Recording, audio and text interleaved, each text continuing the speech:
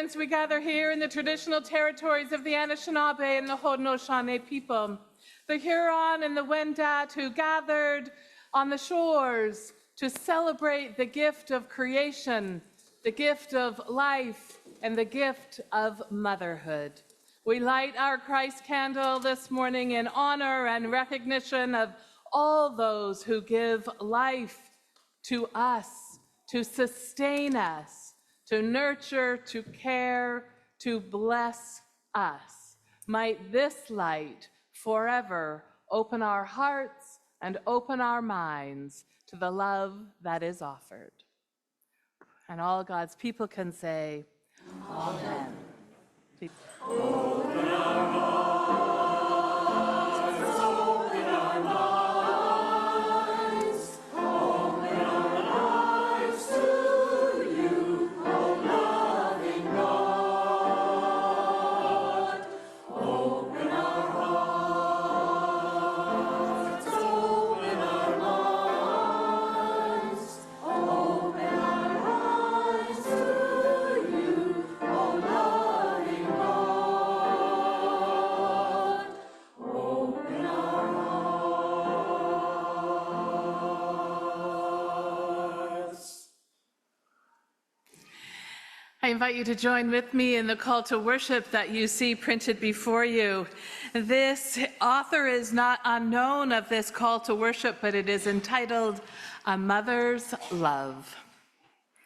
There are times when only a mother's love can understand our tears, can soothe our disappointments, and can calm our fears. There are times when only a mother's love can share the joy we feel when something we dreamed about quite suddenly is real. There are times when only a mother's faith can help us on life's way and inspire in us the confidence that we need from day to day. For a mother's heart and a mother's faith and a mother's steadfast love were fashioned by the angels and sent from God above. Will you pray with me our centering prayer that's on our monitors? God of grace and mercy, May we feel your presence and strength this day. God of hope and joy, May we feel your presence and strength this day. God of kindness and empathy. May we feel your presence and strength this day. We pray these things in the name of your risen child, Jesus the Christ, who taught us to pray together, saying, Our Father, who art in heaven, hallowed be thy name. Thy kingdom come, thy will be done on earth as it is in heaven. Give us this day our daily bread, and forgive us our trespasses, as we forgive those who trespass against us. And lead us not into temptation, but deliver us from evil. For thine is the kingdom, the power, and the glory, forever and ever. Amen. We are so blessed with music here at Edith Rankin, and none so much as with our Limestone ringers. They faithfully practice week in and week out, and this is their final celebration with us in worship for this season before taking a little break for the summertime. And so please be blessed this morning with this piece entitled Joyance. Under the direction of Janet McDonald, these are your Limestone ringers. Joyance is an odd word, an old-fashioned word, but it means joyful, joyous, and we thought for today, for mothers, it would be a happy, joyous day, and for the rest of you, you can be joyous as well.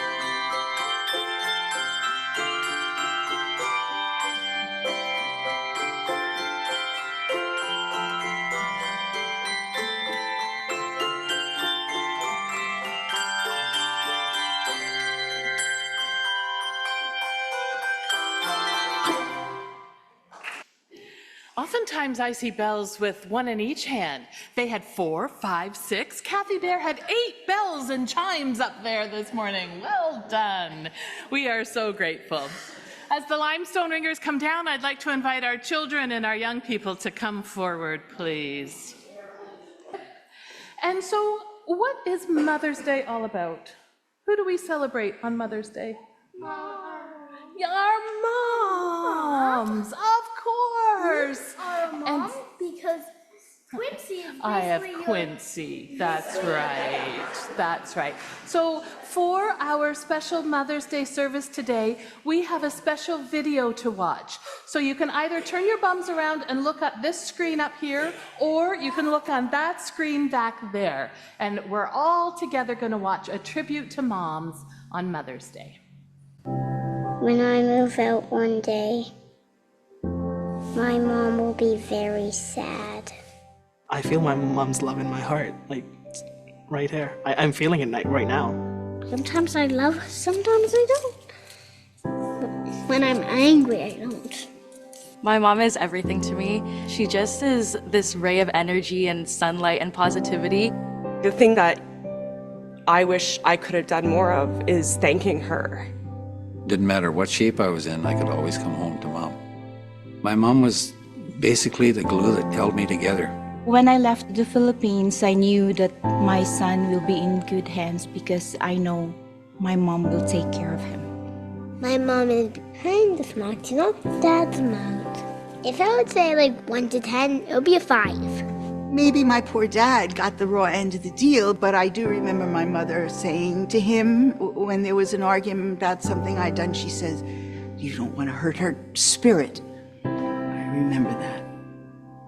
My mom was diagnosed with a really rare disease about 12 hours before she died. So we didn't get a lot of time to talk or to say goodbye, but she did get to say that she loved me, which were her last words. And I cherish that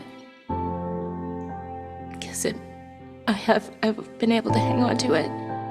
I'm probably gonna say to my mom, "You're a wonderful person.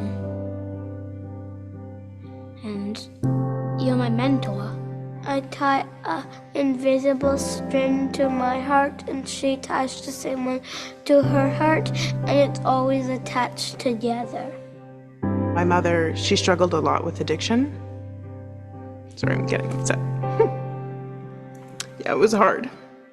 You know, you have partners, you have friends, you have kids, but there is nobody else who will ever care about you as much. My son now always tells me, "I love you, Mama." But for 48 years, I realized I didn't say I love you to my mom. I can think of 3 words.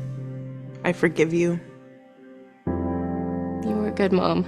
You did really good. Thank you, Mom. I love you, Mom. Hey, Chelsea, if moms got paid, how much do you think they should get paid in a year for being a mom?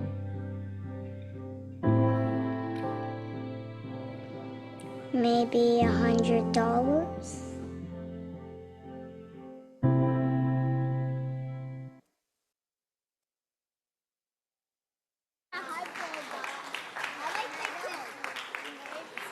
I need all of our children and our young people to, can you come? We're going to come this way, and we're going to finish our story out here. So come on, and Madam Ruth can come. We're all going to come down here. Did anybody miss children's time? Because the reality is, Mother's Day isn't Mother's Day without the kids. And church isn't church without the kids. And I know that some people think that maybe kids don't have an equal place here, but my prayer is that you will have lived this experience and felt like you missed out on something.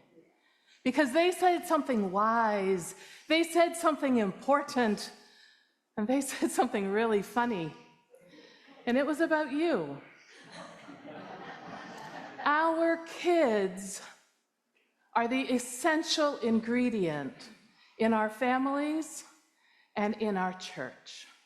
And I pray that you will include them in all aspects of who we are as a church family. May it be so. And all God's people can say, Amen. Amen. Let's hear something from our sisters.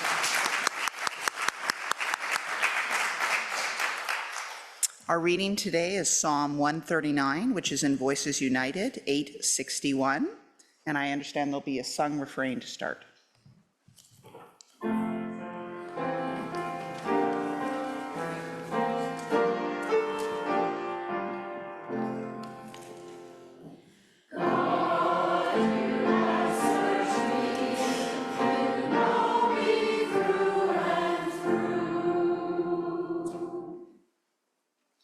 We invite you to stand.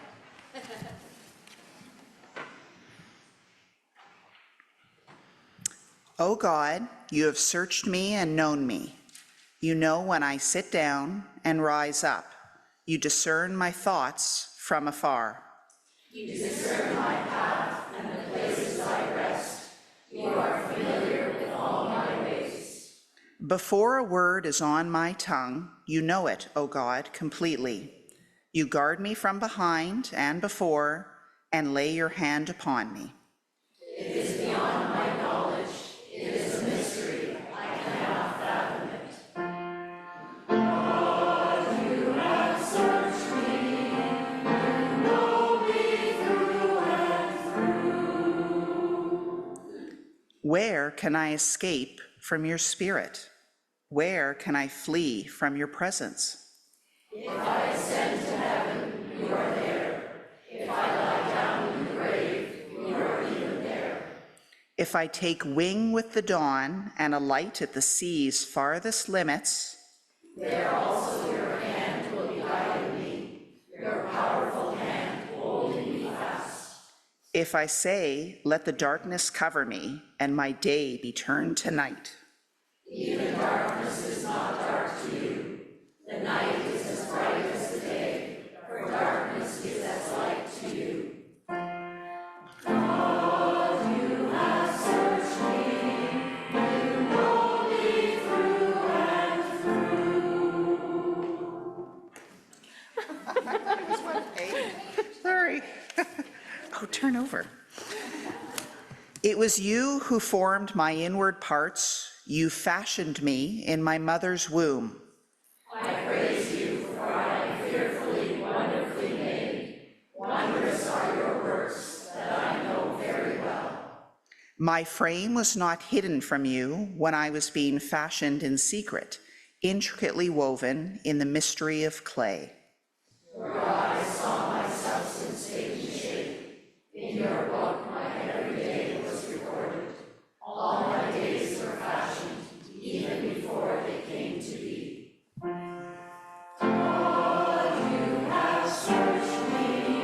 You know me through and through. How deep your designs are to me, O God, how great their number. I tried to count them, but they are more than the sand. I come to the end. I am still with you. Search me, O God, and know my heart.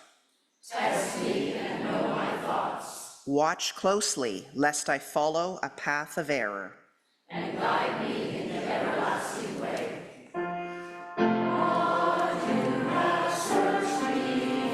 You know me through and through. Today, for Mother's Day, we are blessed to be able to hear stories of our mothers. My mom is home watching on Zoom, and I picked a beautiful flower for her this morning, and with placed it upon my heart, and it's just blossomed open, Mom. I said, if there are any petals left by worship begins, it'll be short of a miracle. But we gather to honor and to remember, to celebrate and to give thanks for the ones who gave us life, who give life to us, and who teach and to celebrate the blessings that they have been in our lives. And so this morning, we're going to hear from some moms who have changed the course of the lives of some of our family members.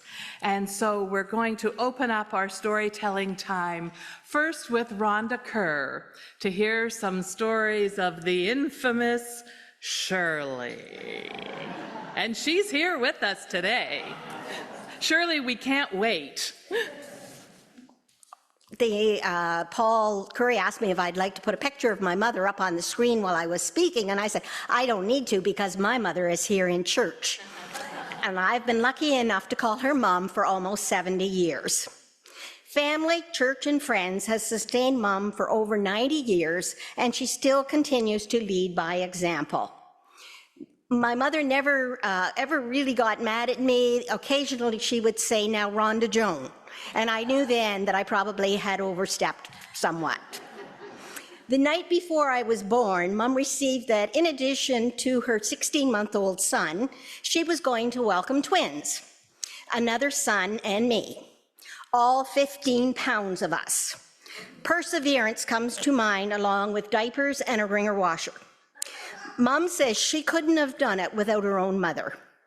Growing up, Mom made all my dresses, knitted our sweaters, including for Barbie. Not too often would you not see Mom in the passenger seat of the car hemming something. She also worked as a part-time bookkeeper.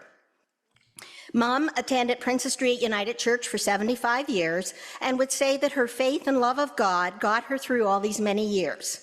When us kids complained about going to Sunday school, Mom would ask, if you don't have church, what do you have?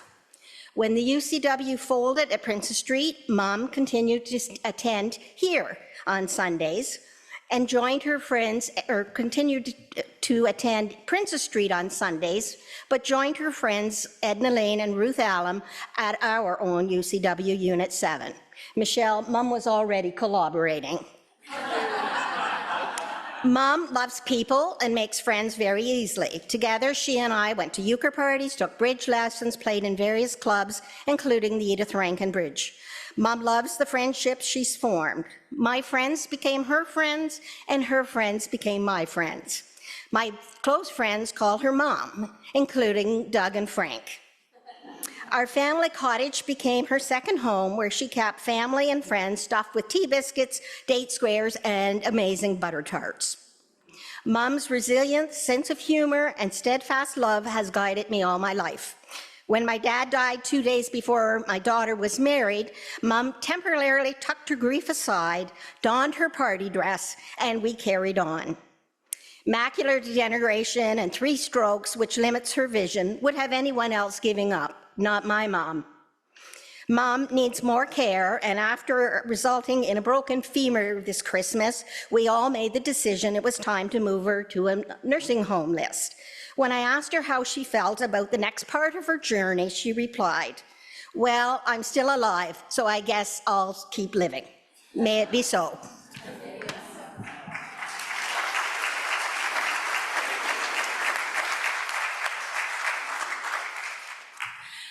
Lorna Thorne is next, and Lorna was the chair of our church council when I first arrived, and she sent me a letter and said her dog's name was Quincy, and so surely it was going to be a good thing for me to come. And then shortly after I got here, Lorna's mom died, and we were to go to the cemetery. It was during COVID, and it was 10 o'clock, and Joyce and I were randomly driving around looking for a cemetery, and Lorna phoned me and said, are you coming?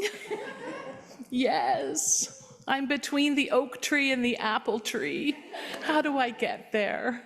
Lorna's been nothing but a blessing to me and to this congregation for all that you have done. And so let's welcome her and hear some stories of Lorna's mom.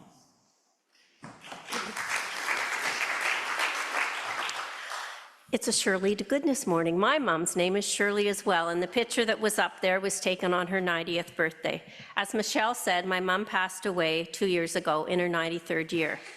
Born Shirley Gilmore, my mom was determined to be a teacher, and after grade 13, she taught for 1 year in a one-room school north of Sydenham. It was called Maple Grove.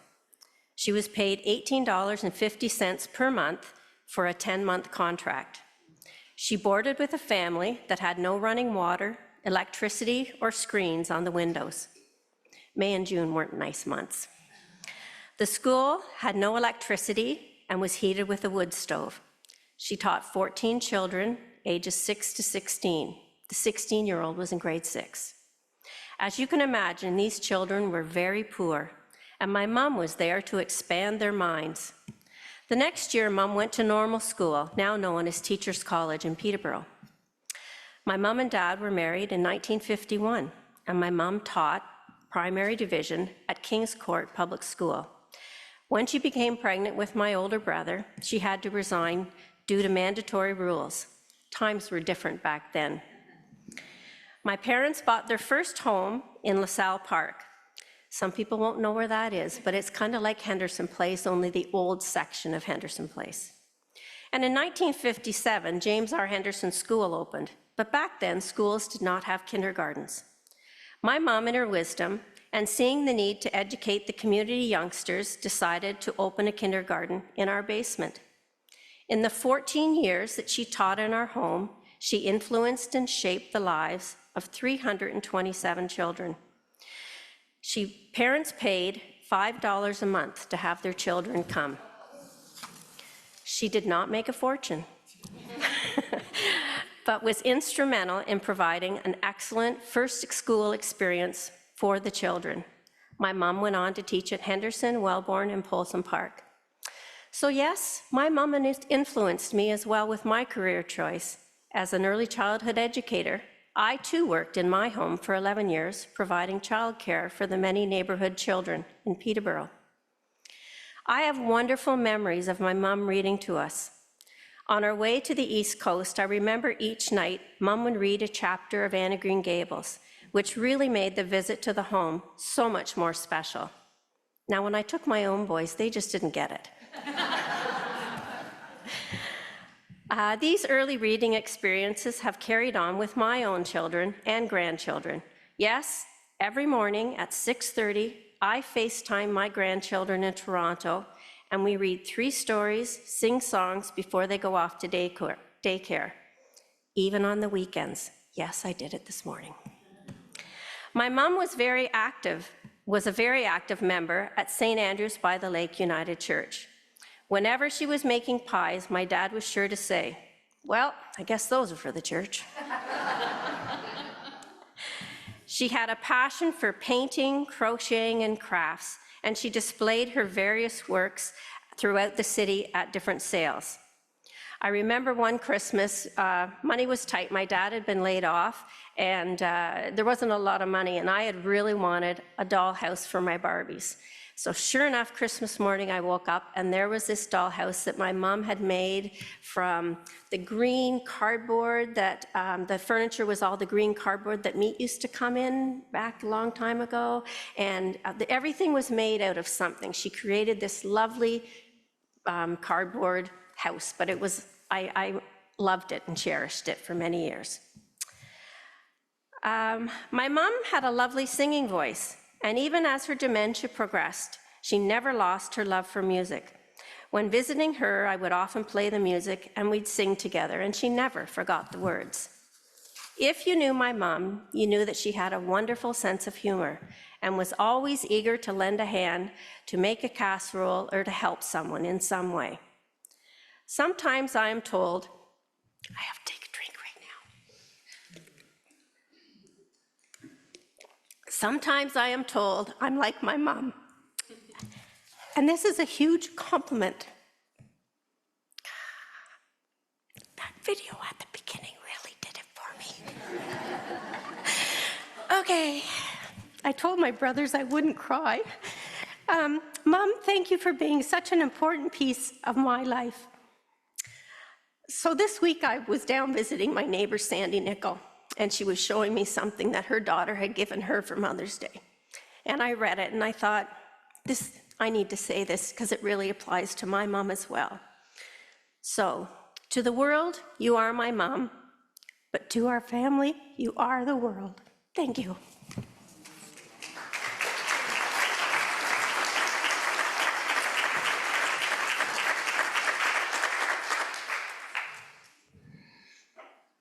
Thanks, Lorna. Sometimes they think I'm like my mom too. And your mom too, Sandy.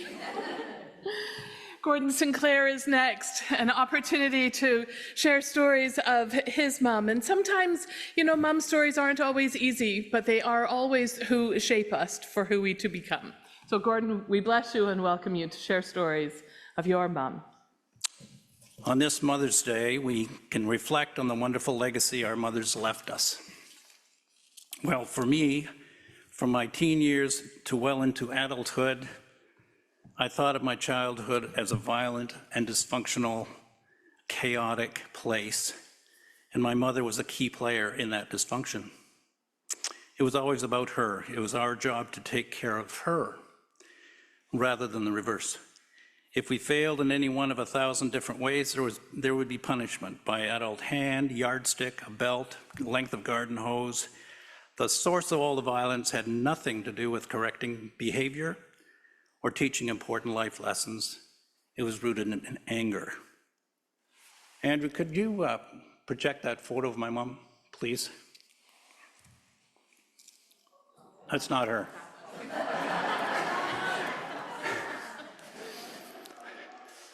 There she is.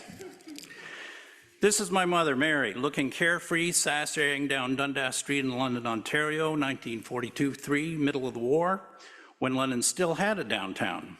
She always had a certain flair, a sense of occasion.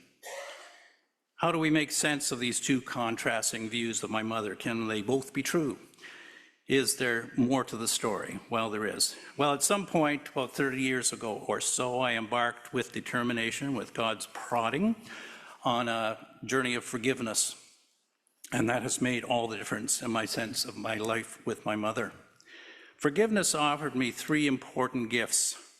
First was the lifting off of the weight of resentment and bitterness of my childhood experience. The second gift was that some good childhood memories started flowing back into my consciousness. The third gift was getting to know my parents in a whole different way.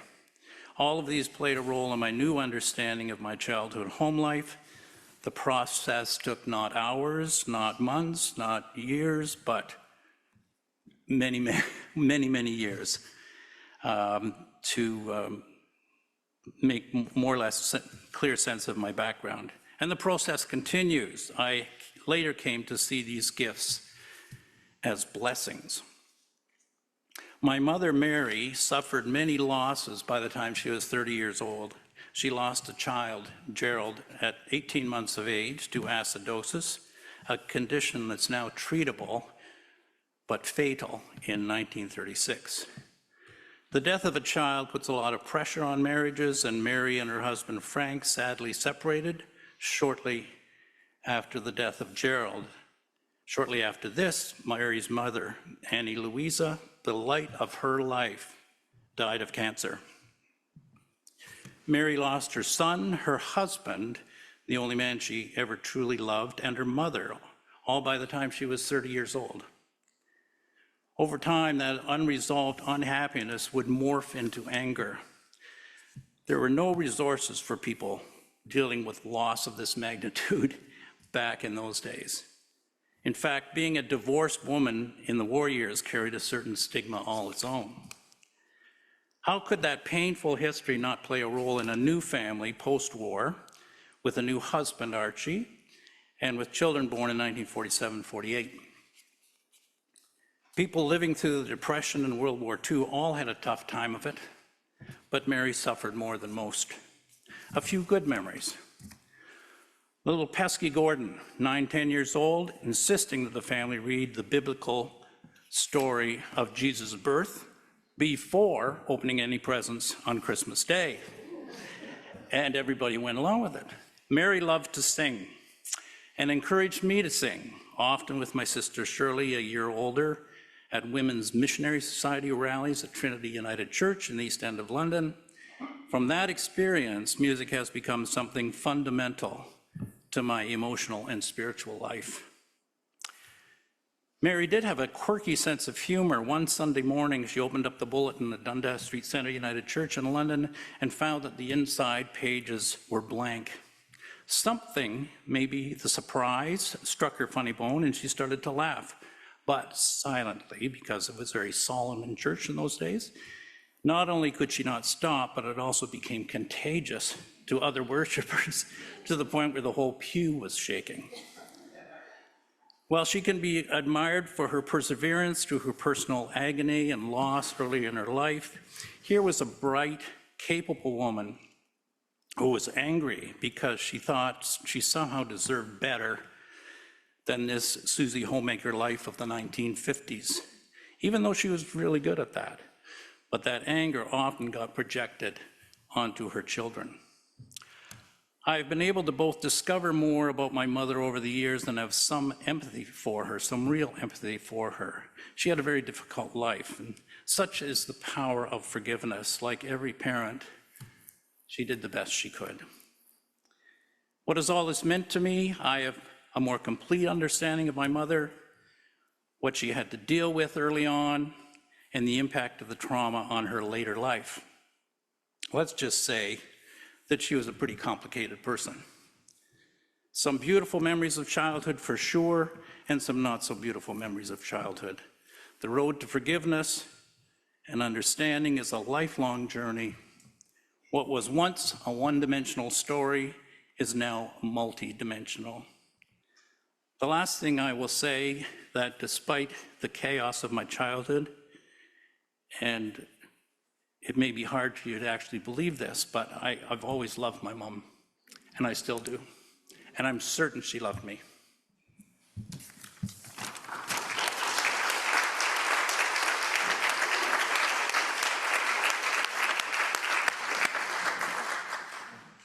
Gordon, we thank you for your storytelling, for your vulnerability and your courage in sharing part of your story today. Our final storyteller today is Paul Currie, and he's not able to be with us, and so because he's the lead of our media and tech team, he could record it.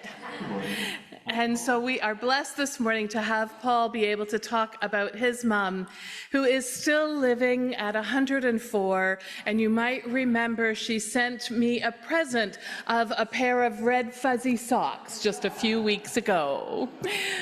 Let us be blessed with Paul Currie. I'm Paul, your local minister at Voluntary Association, member of the choir, and a few other things around here. Reverend Michelle asked me to speak about ways that my mother has influenced, inspired, and made a difference to make me who I am today. So let me tell you about her. My mom loves parties and family get-togethers. She's had 104 birthdays, and she doesn't show any signs of stopping now. She used to complain that her doctors would tell her that she was doing well for her age. In the past few years, they've just said, "Louise, you're teaching us because we just don't know what is well for your age."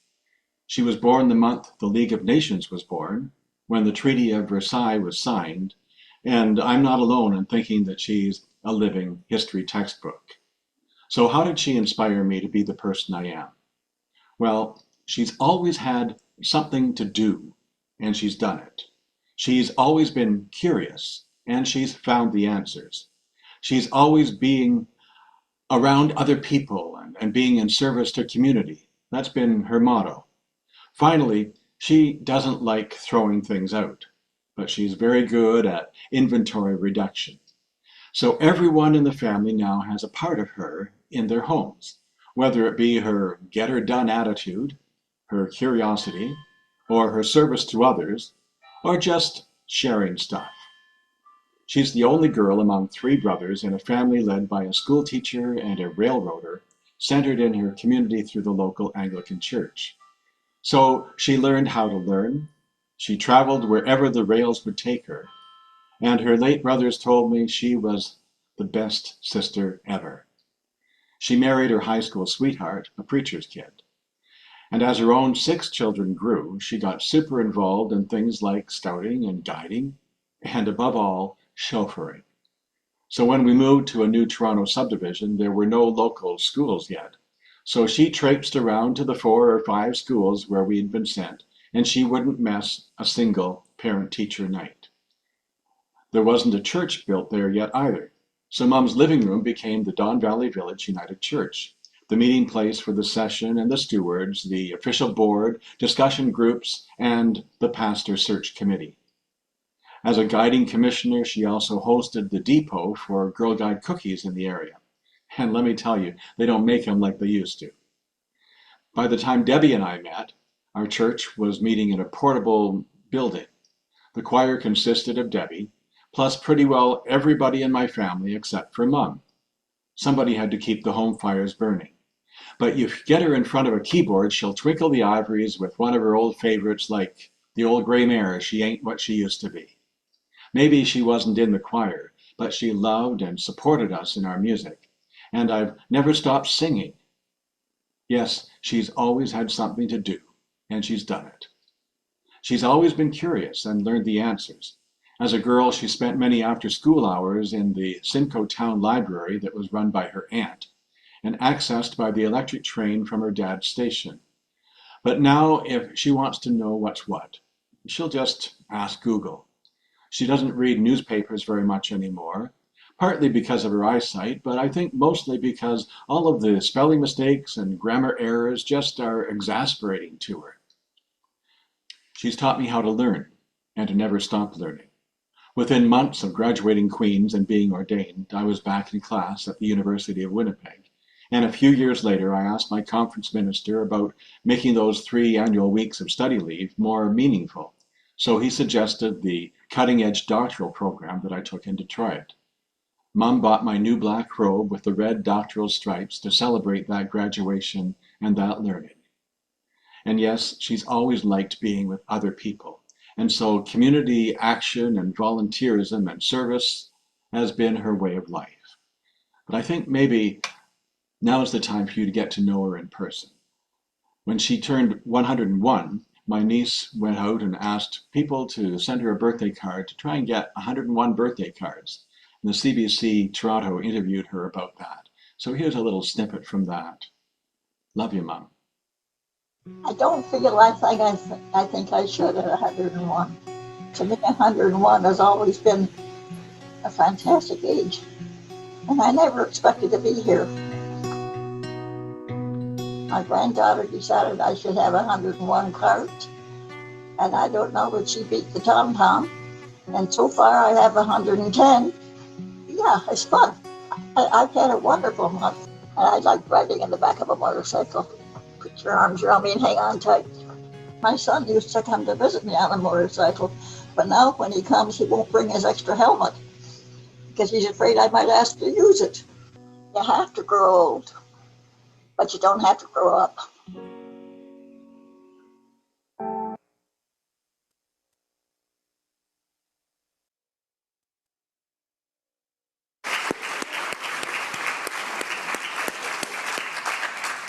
Thank you, Paul, for sharing your stories.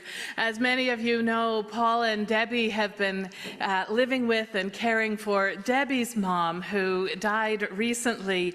And so they are taking this opportunity and they're having a weekend away in Ottawa. And so we bless them and thank them for their story as well.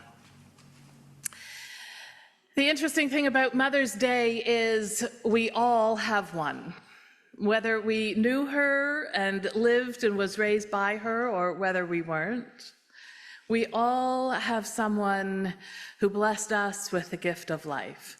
And so hearing these stories today, I want you to think of your own mom and the stories that you might recall and remember about the ways that she granted you life and formed you into the person that you are.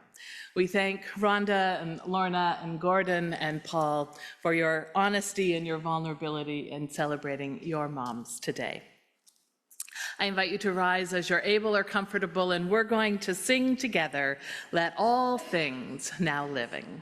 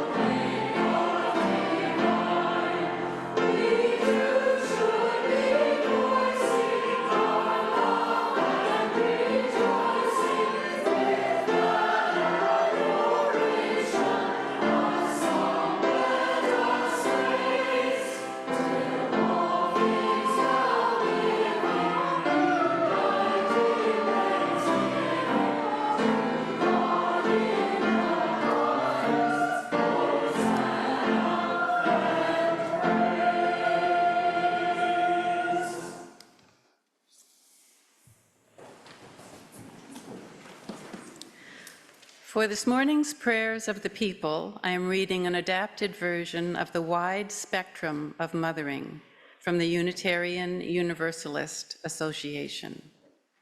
Please pray with me. To those who gave birth this year, we celebrate with you. To those who lost a child this year, our hearts ache for you. To those who are in the trenches with little ones every day and wear the badge of food stain, we appreciate you. To those who experience loss through miscarriage or failed adoption, we mourn with you. To those who walk the hard path of infertility, fraught with pokes, prods, tears, and disappointment, we walk with you. Forgive us when we say foolish things. We don't mean to make this harder than it is. To those who are foster moms, mentor moms, and spiritual moms, we love you and we need you. To those who have warm and close relationships with your children, we celebrate with you. To those who have disappointment, heartache, and distance from your children, we sit with you. To those who lost their mothers this year, we grieve with you. To those who experienced abuse at the hands of your mother, we see you and acknowledge your pain. To those who lived through driving tests, medical tests, and the overall testing of motherhood, we are better for having you in our lives. To those who experienced the trauma of abortion, we offer you compassion. To those who long to mother your own children but are unable to for one reason or the other, we're here for you. To those who step-parent, we travel beside you on these complex paths. To those who envisioned lavishing love on grandchildren, but that dream is not to be, we hold space for you. To those of you who have emptier nests in the coming years, we share in your sadness and your celebration. To those who place children up for adoption, we commend you for your selflessness and know you will always hold that child in your heart. To those who are pregnant with new life, both expected and surprising, we anticipate with you. Mothering is not for the faint of heart. We have warriors in our midst. This Mother's Day, we honor you and we wish you well. And all of God's people can say, Amen. Thank you, Florence. Today we are blessed with not only our Limestone ringers, but also our faithful chancel choir.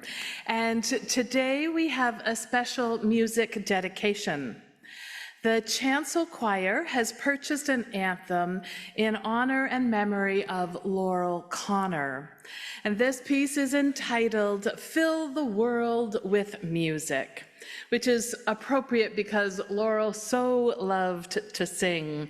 And we've heard from several of people talking about their moms today, their commitment to blessing them with music and singing.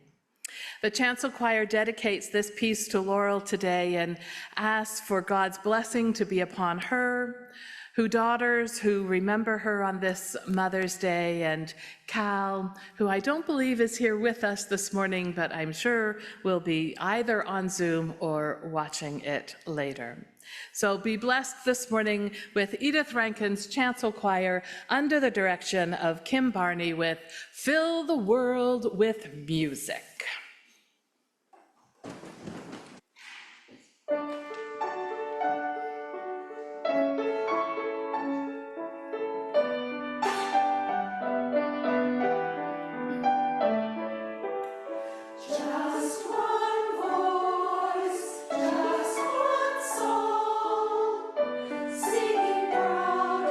Singing strong through the day and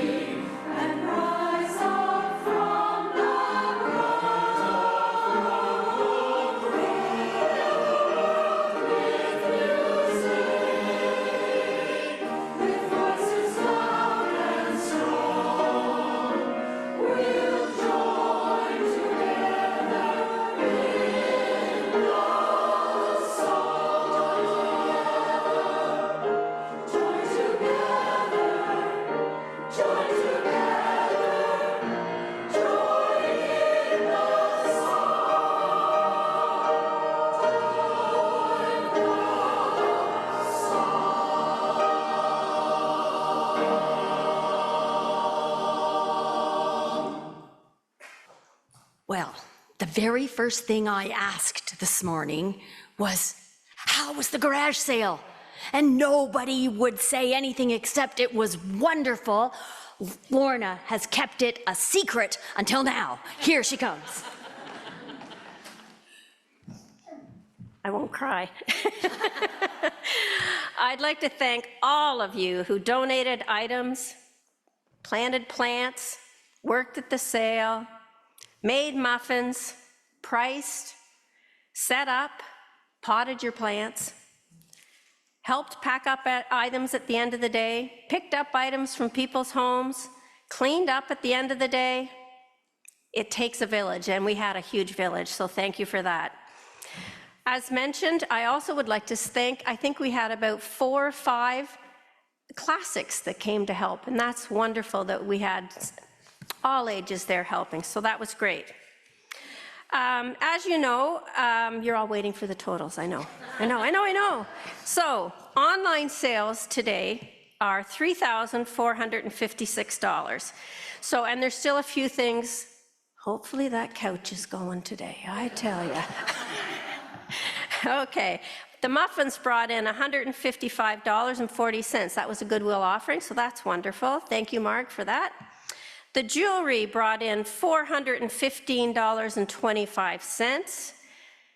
The garden, it's more than you thought, because we got some more money after you left. $1,407.15 for the plants. The garage sale itself brought in $3,007.50. So the grand total, please, drum roll, everyone, drum roll. Thank you. $8,401.30. And people say, how was that compared to last year? It was good.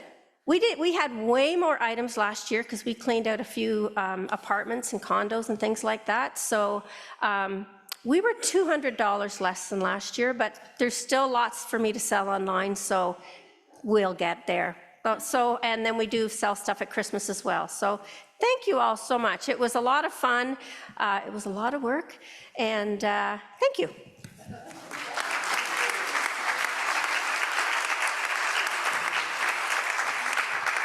The fundraising team likes to use the word champion for an event, and that certainly describes Lorna Thorne, so thank you for championing. Just a couple of reminders for future weeks. This coming week, there is major electrical work being done in the sanctuary and chancel areas, and there is no access unless you are part of that team. We will have electricians coming in, and I'm sure Gord Bell, perhaps Paul Currie will be here, but all groups have been relocated or decided to cancel. Nobody can come in the sanctuary except for those specified people. Next Sunday, the long weekend, is the celebration of Pentecost and communion, but it is also a well-deserved break for Ruth Judd, who will be celebrating with her own mom, her mother's 90th birthday. So there will be no Sunday school next week, just so all the parents know. And the only other thing to tell you about is very important for today. There's numerous people who missed our congregational photo. Actually, I should tell you, that congregational photo that was taken is mounted between the hallway and the women's washroom on the wall there, so you can take a look and find yourself, but there's familiar faces missing.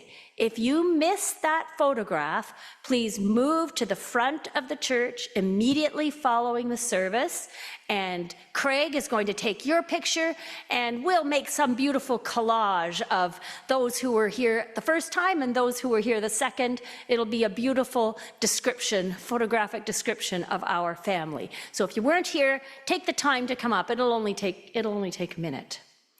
This is the life and work of Edith Rankin Memorial United Church. Although your support of all our fundraising events, like the garage sale, is so very important, It also is important that we continue our weekly offerings, whether you donate by par or by putting something on the plate. We are grateful for every way that you support the life and work here at Edith Rankin. Our offering will now be received.